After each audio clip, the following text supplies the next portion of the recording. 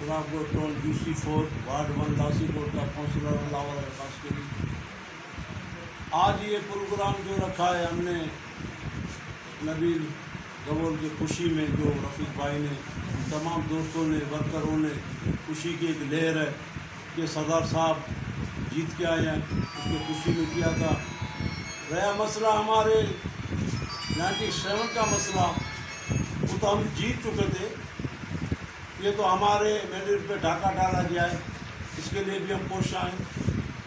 इससे सबसे बड़ी वजह ये है कि इधर तंजीम साजी नहीं।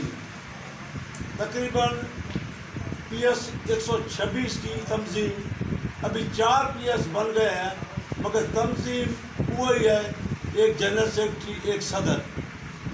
हम पार्टी से भी गुजारिश करते रहे कि तंजीम साजी करो, अभी भी हम कहते हैं पार्टी से खुदारा तंजीम साजी करो ताकि पार्टी का काम बढ़े, पार्टी के कारकुन बढ़े, पार्टी के वोट बढ़े। अभी जो हालिया इलेक्शन हुए हैं उसमें भी पार्टी को मैं समझता हूँ नोटिस लेना चाहिए हर UC का, कि उस चेयरमैन का, उस वाइस चेयरमैन का, उन काउंसलरों का क्या किरदार है, किसकी UC हारी है, किसकी UC जीती है, तो इस पर भी नज़रसानी की जाए। जब ये होगा तो इंशाल्लाह पार्टी का काम भी होगा, पार्टी फॉलो होगी, इलाके में काम होंगे, पार्टी के काम होंगे। इधर तो भाई जो भी बैठ जाता है वो जागीरदार बन के बैठ जाता है कि भाई पार्टी का हूँ ही मैं, बाकी कोई पार्टी का नहीं है। मगर जब इलेक्शन आती है तो हम ही लोग इधर वर्क करते हैं, मेहनत करते हैं, दिन रात कोशिश होते हैं कि किस तरीके से भी पाकिस्तान पीपल्स पार्टी की इज्जत बढ़े, पाकिस्तान पीपल्स पार्टी का कैंडिडेट जीते, हम इंशाल्लाह उनको जिताते हैं।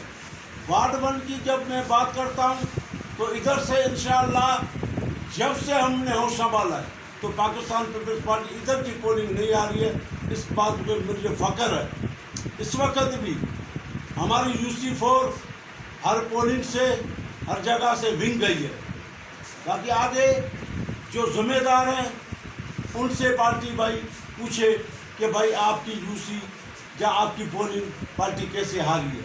अच्छा, बीच आपका बाद में काटता हूँ। आपने कहा कि एक तंजीम शादी नहीं है, जैसे साई ने भी बात किया कि तंजीम शादी नहीं है।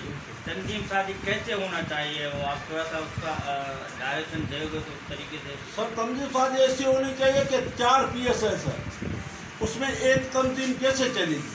जब 4 PS होगा तो 4 उनकी तंजीम बनाई जाए, उनके PS 79 के जो है सदर या जनरल सेक्रेटरी या इंफॉर्मेशन सेक्रेटरी, उनकी तंजीम अलग बनाई जाए, PS 98 की अलग बनाई जाए, PS 99 की अलग बनाई जाए, PS 126 की अलग बनाई जाए। जो तरीक़ेकार पार्टी का उस डिसिप्लिन से वो काम चलेगा। जब तंजीम होगी तो मैं समझता हूँ पार्टी को कोई मुश्किल नहीं होगी किसी भी काम में। तंजीम में ये होगा तो हर को अपनी जिम्मेदारी उठाएगा, जिम्मेदारी की होगी।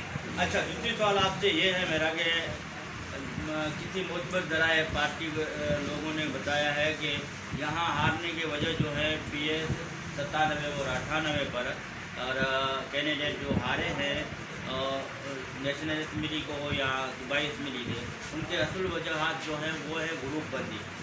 तो आप क्या कहोगे इस पर, ये ग्रुप बंदी की वजह से हुआ है या मैं ये कहूँगा कि 2018 में जिस तरीके से हुआ है ये उसका जैसा है, आखिर है क्या, क्या कहूँगा। मैं समझता हूँ जो इधर पार्टी के टोन के जिम्मेदार है, ये बात उनको सोचना चाहिए कि हम इधर जिम्मेदार बन के बैठे हैं और पार्टी की सीट कैसे चलेगी। मैं समझता हूँ इसके जवाबदेह हम नहीं हैं, इसके जवाबदेह वो है जो पार्टी में बैठे हुए आला ओहदे लेके।